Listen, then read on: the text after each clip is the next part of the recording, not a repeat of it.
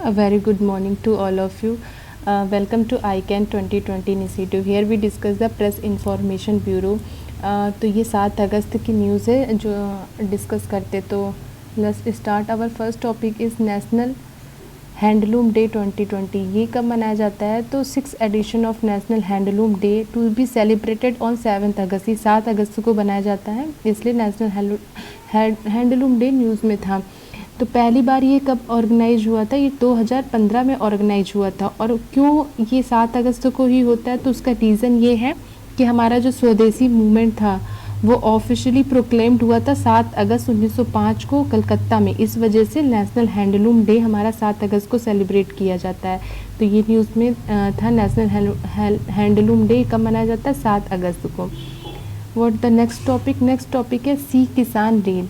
सी किसान रेल जो स्कीम है वो हमारी फाइनेंस मिनिस्ट्री ने यूनियन बजट 2020-21 में भी प्रपोज की थी। वो उस समय इम्पोर्टेंट थी। अभी ये न्यूज़ में आई है, इस वजह से इसको देख लेते हैं। तो ये Indian railway will introduce Kisan rail special parcel train from Devlali Maharashtra to Danapur Bihar.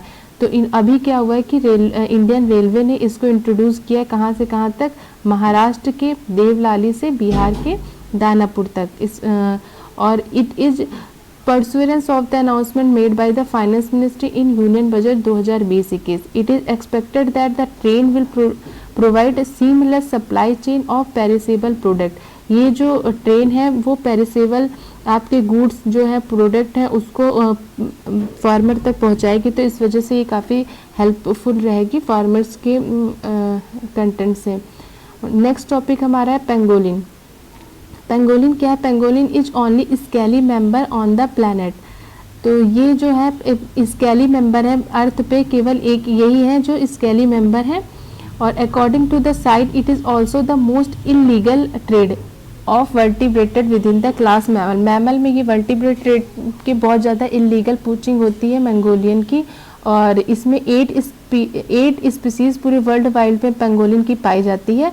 But हमारे इंडिया में 2 पेंगोलिन की स्पीसीज़ पाई जाती है, जिसमें से एक है चाइनीज़ पेंगोलिन और दूसरा है इंडियन पेंगोलिन। चाइनीज़ पेंगोलिन जो होती है मोस्टली ये नॉर्थ ईस्ट इंडिया में पाई जाती है। और आईयूसीएन का स्टेटस अगर देखें चाइनीज़ पेंगोलिन का तो वो क्रिटिकली इंडेंजर्ड है।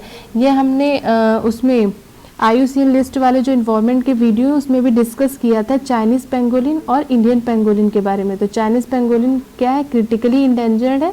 और इंडियन पेंगोलिन क्या है हमारा? ये इंडेंजर्ड में है। It is also schedule 1। ये वाइल्ड लाइफ प्रोटेक्शन एक्ट 1972 के शेड्यूल 1 में है। तो ये हमारा पेंगोलिन था। इसमें आईयूसीएन स्टेटस याद रखना है, चाइनीज़ का क्रिटिकली है और इंडियन पेंगोलिन का जो है वो इंडेंजर्ड है।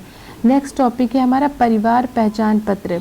अभी क्या हुआ है? कौन से स्टेट की है? तो ये हरियाणा स्टेट ने अभी परिवार पहचान पत्र को लॉन्च किया है। ये एक यूनिक आइडेंटिटी कार्ड है, ठीक है। यूनिट 8 डिजिट का यूनिक आइडेंटिफिकेशन नंबर इसमें दिया जाएगा। और इसमें क्या है कि आप ये है कि आधार कार्ड भी तो है, तो फिर इसकी ज़रूरत क्या थी? तो आधार कार्ड जो है वो आइडेंटिफाई करता है एक इंडिविजुअल को, एक इंडिविजुअल के लिए होता है। और जो परिवार पहचान पत्र है वो फैमिली बेस्ड पे है, जैसे कि हमारा राशन कार्ड होता है उस तरह से ये है। और ये हमारा पब्लिक प्राइवेट पार्टनरशिप के थ्रू है। तो ये परिवार पहचान पत्र जो है ये 8 डिजिट यूनिक आइडेंटिफिकेशन नंबर है।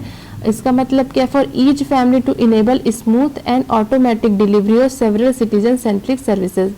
तो इसलिए ये न्यूज़ में था। और ये कौन सी गवर्नमेंट की है? हरियाणा गवर्नमेंट की है।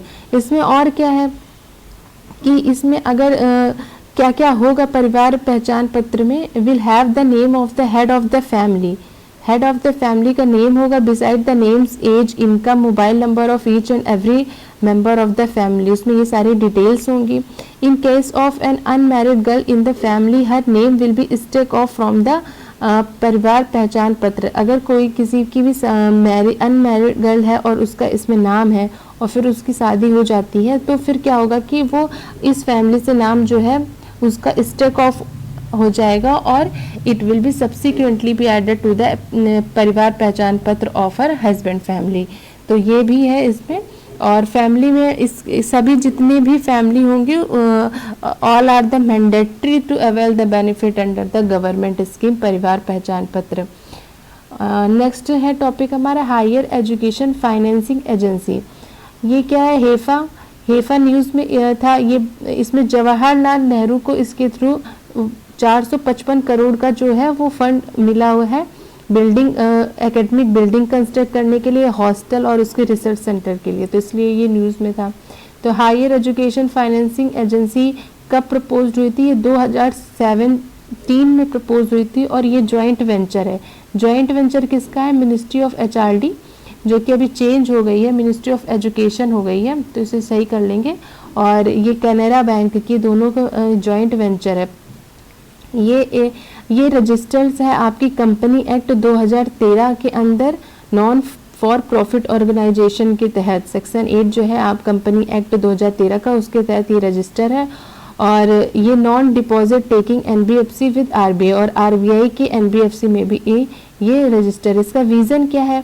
To enable the India premier education institution to excel and reach the top in the global ranking.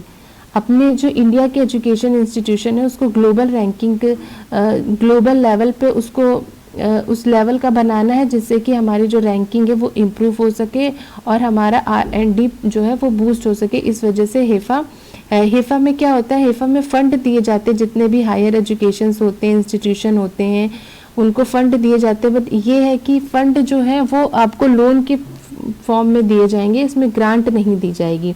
तो लोन और ग्रांट में क्या डिफरेंस होता है?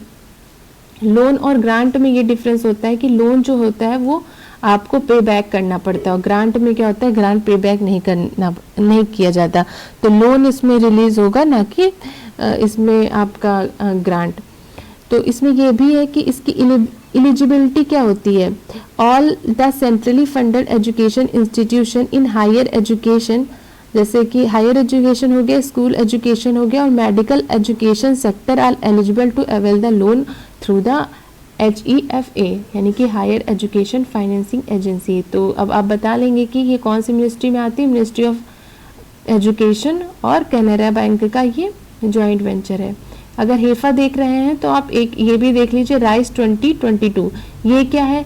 ये revitalisation infrastructure and system in education है बाई 2022 तक हमें इंफ्रास्ट्रक्चर और सिस्टम जो एजुकेशन का उसको इन्हेंस करना है और launch by government of India in the finance budget 2018-19।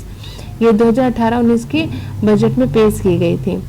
ठीक है, तो हेफा अगर आपको वो लिखना है, मेंस में लिखना है, एजुकेशन से रिलेटेड कहीं भी कुछ लिखना है तो आप हेफा और राइस के बारे में मेंशन कर सकते हैं। इससे आपका जो आंसर है वो काफ़ी लाउडफुल हो जाएगा, फैक्टफुल हो जाएगा और you can get more marks. तो नेक्स्ट है हमारा जिम्बाब्वे। जिम्बाब्वे क्या है? जिम्बाब्वे न्यूज़ में था तो ये जोग्राफिकल पॉइंट ऑफ व्यू से बहुत इंपॉर्टेंट हो जाता है, तो इसकी कुछ न्यूज़ हम यहाँ पे देखेंगे। जिम्बाब्वे की पहली तो आप कंट्री बताइए कि जिम्बाब्वे की जो कैपिटल है वो क्या है? जिम्बाब्वे की कैपिटल हरारे है।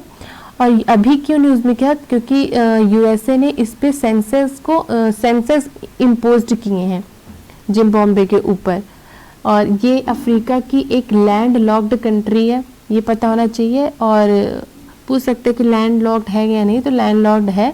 और इससे जो बॉर्डर टच होते हैं वो है south Africa, Botswana, Zambia, Mozambique और नामीबिया। तो ये हमारा था Zimbabwe. What was the next कुछ नहीं है। Okay, thank you for listening and please do like and subscribe.